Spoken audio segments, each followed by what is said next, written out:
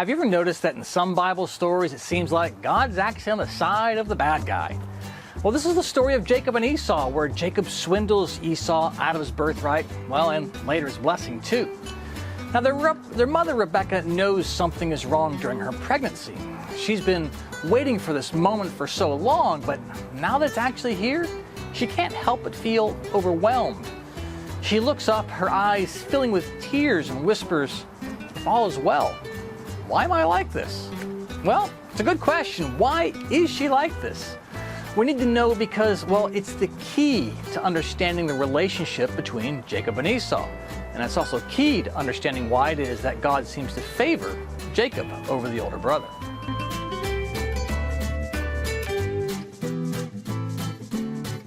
This is Rebekah's story, but it's also ours.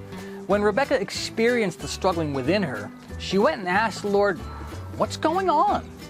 We also need help in understanding what goes inside us, because sometimes what goes on in our heads can be a little crazy. The Lord explained to Rebekah, "Two nations are in your womb.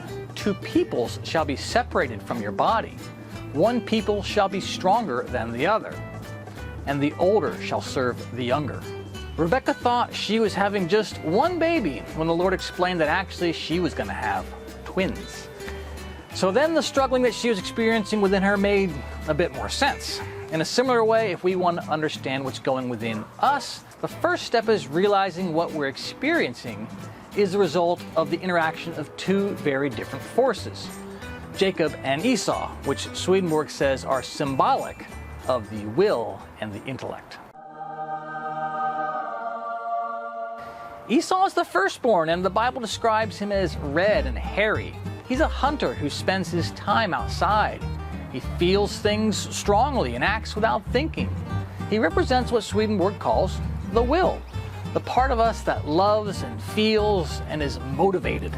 Jacob, on the other hand, is more smooth. He's calculating.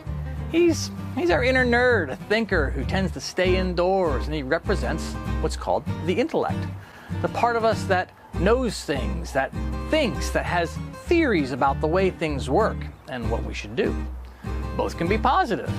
Esau can be our most unselfish motivations that the Lord plants deep within us, the part of us that just wants to serve others. Jacob can be a clear sight of what is true and how to follow it. But these two brothers can both be negative as well. Esau can be the part of us that wants to act without thinking, to do what feels right, whether or not it actually is right. And Jacob, well, he's the part of us that just wants to figure out the best way to get what we want and focus on how we can use what we know to our own advantage. Jacob and Esau wrestle within both of us, and both want to be in charge. Well, so is it better to go with what you feel or what you think?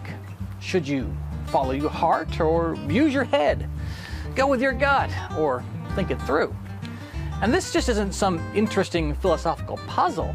It fundamentally affects the decisions that we make, and the struggle can rip us apart inside. The way Swedenborg explains this tricky question is in keeping with how the story works and the prophecies that are given about Jacob and Esau. When Rebekah first consults the Lord, she is told that one people shall be stronger than the other, and the older shall serve the younger. This is repeated at the blessing that Jacob receives. "Let people serve you, and nations bow down to you. Be master over your brethren, and let your mother's sons bow down to you." And this is indeed what happens in the early part of the story, with Jacob getting Esau's birthright, and then later his blessing. And yet, even though the blessing that Esau eventually gets doesn't seem as good as Jacob's, it says, "And you shall serve your brother." It ends by saying, "It shall come to pass when you become restless, that you shall break his yoke from your neck." This prophecy also comes at the end of the story when Jacob humbles himself before Esau and Esau takes the lead. Swedenborg teaches that ultimately Esau is meant to take the lead. We're meant to be led by good loves from the Lord. It's just not where we start. Where we start in our lives is that we have a lot of learning to do before we can actually intuitively follow our hearts and trust that they will lead us in the right way. And so Jacob must usurp Esau's place for a time. Jacob's name actually means usurper or supplanter. This is, or at least it should be, common sense when you think about it. Do you want the surgeon or the pilot who just goes with his gut as they're cutting you open or landing that plane? Or would you want the one who did a bit of learning first? I don't know about you, but I'll take my one who's done the training, and the more training, the better. And in our story, it seems like Esau is getting ripped off, selling his birthright for Jacob's stew. But symbolically, this is us putting aside our desire to act on things until we have actually gained the knowledge to accomplish our goals. It's the same way with our spiritual lives. God actually has seen to it that we have some desire to be a good person. But you know what? We've also got an innate desire to not listen to anybody, to actually think that we're the best at everything, and we want everybody else to think we're the best at everything. As well as we have an ego so massive that it tells us that, hey, this world would be just great if everybody did what we said. Because of course we know best, right? And so we got to spend a lot of our time in this life learning what the right thing to do is and trying to act from principle rather than just our basic instincts. This process purifies our heart, and then the heart can lead. Then Esau's in charge. This is why the next several chapters in Genesis follow the story of Jacob away from Esau, away from the land of Canaan, to a different place where he can gradually acquire what he needs to eventually return. As a result, we'll be focusing on learning lots of truths about ourselves in the process of spiritual growth. But the final goal is that we return to Canaan to use what we've learned and have Esau, that is the Lord's love within us, lead. Ultimately, what I hope you see is that God doesn't actually favor the bad guy here. What we're supposed to learn from this is that when we're faced with a new challenge or a new stage in our spiritual journey, we can feel just as conflicted and confused as Rebekah. We may wonder why it's so hard to do the right thing and make progress. But Rebekah's story offers hope.